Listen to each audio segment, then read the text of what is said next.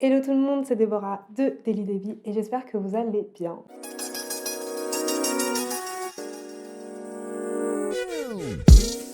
Aujourd'hui, on se retrouve pour parler des sorties littéraires d'avril 2023. Et si tu te demandes pourquoi aujourd'hui je suis genre un peu en flic, je suis jolie, etc. C'est juste que des fois, je me dis, et si j'étais pas un petit peu jolie, genre dans la vidéo, je me dis, voilà, t'es tout le temps en pyjama ou en sweat dans tes vidéos. Vas-y, mets un petit peu de paillettes, etc. Maquille-toi, fais un effort. Et aujourd'hui, c'est la vidéo de l'effort. Donc, je suis maquillée. J'ai quelque chose qui ressemble à un vêtement qu'on peut porter dans la rue sans avoir honte. Donc voilà, profitez parce qu'il y a moyen que les prochaines vidéos, je sois de nouveau avec mon petit gilet pilou pilou.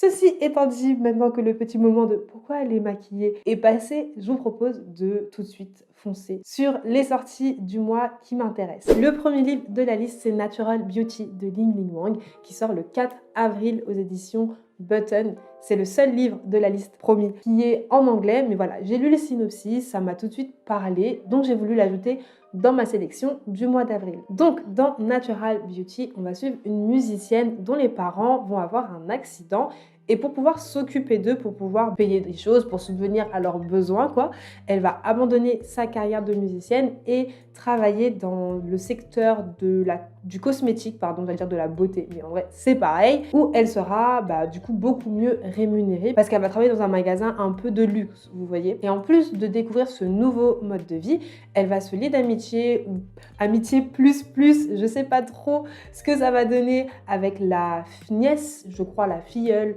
du PDG, je sais plus trop, et elle va se rendre compte petit à petit que les produits de la marque qu'elle utilise, donc les crèmes qu'elle va mettre sur sa peau, les shampoings qu'elle va utiliser pour ses cheveux, sont un petit peu bizarres. Donc c'est un roman contemporain avec des petits éléments horrifiques et à côté de ça, ça va également dénoncer la société de consommation dans laquelle on vit. Ensuite, on a Éclat dormant d'Alix I. Harrow qui sort le 5 avril aux éditions Hachette et Rose.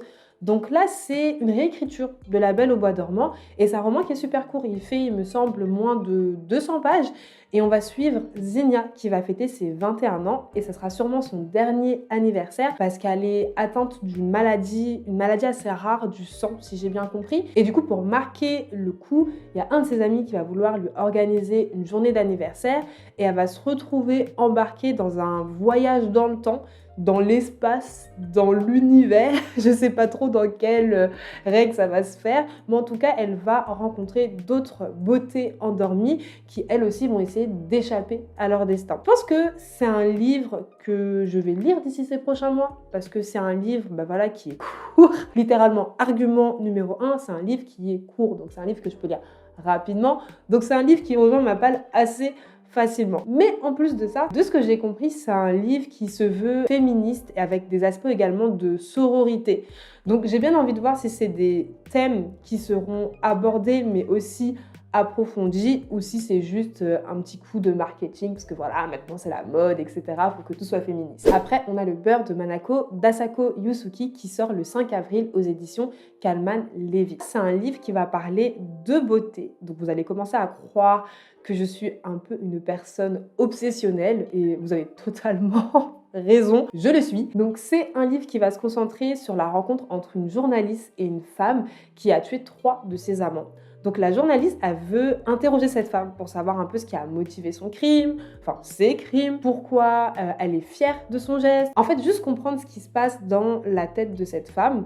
Et la femme accepte de rencontrer la journaliste, mais à une seule condition, que la journaliste mange ses plats. Et là où toute l'idée de standard de beauté va apparaître dans le livre, c'est que en mangeant les plats de la femme, la journaliste va commencer à prendre du poids et elle va se rendre compte que le regard que les autres portent sur elle va commencer à changer. Donc c'est un livre qui parle de la société japonaise, ça parle de la misogynie, ça parle de la solitude, mais quand même sur un ton assez léger, puisque voilà, on a de la cuisine, on a des bons petits plats, donc ça reste quand même assez sympathique à lire. Ensuite, on a Le silence de Denise Laham qui sort le 6 avril aux éditions Gallmeister. Alors là, c'est un roman policier qui se déroule à Boston dans les années 70 et c'est un livre, de ce que j'ai compris, où les tensions raciales et donc le contexte social a une place quand même assez importante.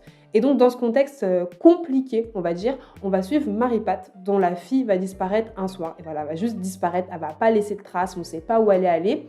Et ce même soir, on va avoir un jeune garçon noir qui va se faire percuter par un train et qui va décéder.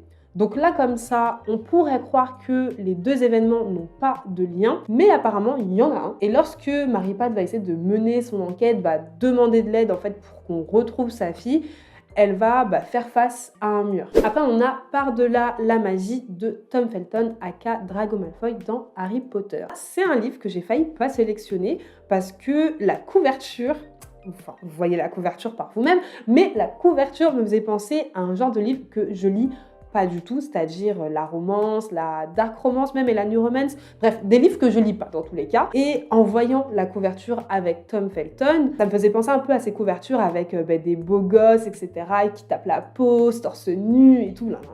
Donc quand je vois un homme blond qui tape la pose, moi je me suis dit, c'est de la new romance en fait. Mais non. Après j'ai tilté, j'ai dit, mais en fait pourquoi ce gars me dit quelque chose? Et là j'ai vu c'était Tom Felton. Petite histoire qui n'a rien à voir avec l'intérieur du livre. Par-delà la magie, c'est l'autobiographie de Tom Felton. Il va nous raconter comment il a vécu son enfance de garçon de base lambda, de petit garçon normal, à un garçon qui finalement propulsé au rang de star et qui devient un enfant star. Donc j'imagine que c'est un livre où il y aura des anecdotes de tournage, où il va nous expliquer un petit peu ses relations avec les autres acteurs du film. Mais au-delà de ça, moi ce qui m'intéresse quand même pas mal dans ce livre, c'est le côté superstar pendant 10 ans. Et ensuite, quand tu sors de cette franchise Harry Potter que tout le monde a regardé, que tout le monde connaît, etc., tu dois quand même entrer dans la vie adulte en étant autre chose que ce garçon, Drago Malfoy, que tout le monde connaît et que tu as joué pendant 10 ans. Et j'imagine que ça n'a pas dû être facile. Donc j'ai bien envie d'avoir cette deuxième partie de l'autobiographie de Tom Felton. Ensuite, on a Pute n'est pas un projet d'avenir de Louise Brévin qui sortira le 12 avril aux éditions Grasset. Donc là, c'est encore un livre qui va parler d'expérience, d'une expérience personnelle, parce que c'est un témoignage d'une femme qui a été masseuse naturiste et sensuelle. Donc en gros, elle est devenue travailleuse du sexe pour subvenir à ses besoins. Et en fait, avec son témoignage, elle essaie de montrer que malgré toutes les idées reçues qu'on peut avoir sur les travailleuses du sexe, quand par exemple on parle d'argent facile, qu'en fait ce n'est pas de l'argent facile, qu'elle n'a pas fait et qu'elle n'a pas du tout fait ce travail par amour du sexe. Donc voilà, c'est un témoignage d'une femme qui fait le point sur son expérience, qui regarde ce que ça lui a coûté physiquement et moralement, et aussi ce qu'elle a appris des échanges qu'elle a pu avoir avec ses clients. Donc c'est un témoignage de plus, j'ai envie de dire, sur les travailleuses du sexe, mais je pense qu'on a tellement de préjugés sur les travailleurs du sexe qu'un témoignage de plus, finalement, ça nous fera pas de mal. Ensuite, on a Aminata de Laurence Hills qui sort le 13 avril aux éditions Folio. Alors, c'est pas une première publication parce que la première publication d'Aminata date des années 2010, si je dis pas de bêtises, en tout cas en français, mais là, Folio va sortir une version de poche de ce livre, donc je pense que c'est également l'occasion de le découvrir parce que, personnellement, je ne le connaissais pas. Donc on va suivre une jeune fille de 12 ans qui va voyager d'un bout à l'autre de la Terre, mais pas parce que c'est la belle vie, mais parce qu'il y a l'esclavage et malheureusement, elle va être kidnappée, elle va être esclavagée, puis elle va se battre pour retrouver sa liberté et pour retrouver une terre dans laquelle elle se sentira accueillie et dans laquelle elle pourra finalement s'épanouir et vivre librement. Ensuite, on a les 4 trésors du ciel de Jenny Tingui Sang, je sais pas si je prononce bien, qui sort le 13 avril aux éditions Robert Laffont. Alors, je suis désolée, ça va encore être une histoire pas du tout joyeuse parce qu'on va retourner dans la vie d'une enfant de 12 ans qui va se faire kidnapper encore une fois. Donc là, on va suivre Dayu, si je dis pas de bêtises, qui habite en Chine et qui va se retrouver forcée à travailler après la disparition de ses parents. Et malheureusement, elle va se faire enlever et on va la prostituer. Et quand elle va réussir à se sortir de cette situation, quand elle va essayer de construire un petit havre de paix, que les choses iront mieux pour elle, en fait, elle va se retrouver confrontée au racisme aux États-Unis. Ce qui m'a interpellée en fait dans ce livre, c'est que sur le site de la maison d'édition, on dit que l'intrigue se passe dans un contexte où les États-Unis appliquaient la loi d'exclusion des Chinois. Si tu te demandes ce que c'est, tout est dans le titre, loi d'exclusion des Chinois. Mais bon, je connaissais pas non plus, donc petit brin d'explication grâce à notre ami Google. Donc c'est une loi où le gouvernement américain ne voulait plus accueillir de personnes chinoises sur le territoire américain. Comme je viens de vous dire, j'avais jamais entendu parler de cette loi. Donc je me dis que lire ce livre, ça me permettra également de mourir moins bête. Et le dernier livre de la liste, c'est Anthologie de la pensée noire de Marie-Jeanne Rossignol et Michael Roy qui sort le 21 avril aux éditions Hors d'atteinte. Donc là, c'est une anthologie qui rassemble des poèmes, des allocutions, des lettres et plein d'autres types de textes de penseurs haïtiens et américains.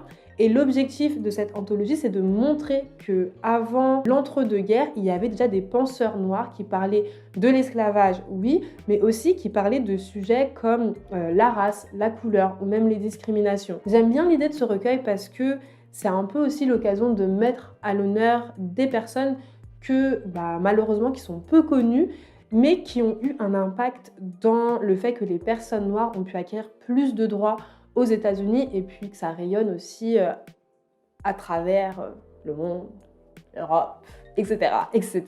C'est tout pour aujourd'hui. J'ai terminé ma petite liste. Dis-moi en commentaire s'il y a un livre qui te parle dans ma sélection. Dis-moi si toi, tu as repéré d'autres livres qui sortent en avril et que tu veux absolument lire ou voilà, qui t'ont un petit peu tapé dans l'œil et que tu te dis pourquoi pas les lire d'ici quelques mois. Bref, si t'es encore là, c'est que la vidéo t'a plu. Donc, n'hésite pas à liker la vidéo et à t'abonner à la chaîne si ce n'est pas encore fait. Sur ce, on se dit à la prochaine. Je vous envoie des cartes sucrées. Tchuss!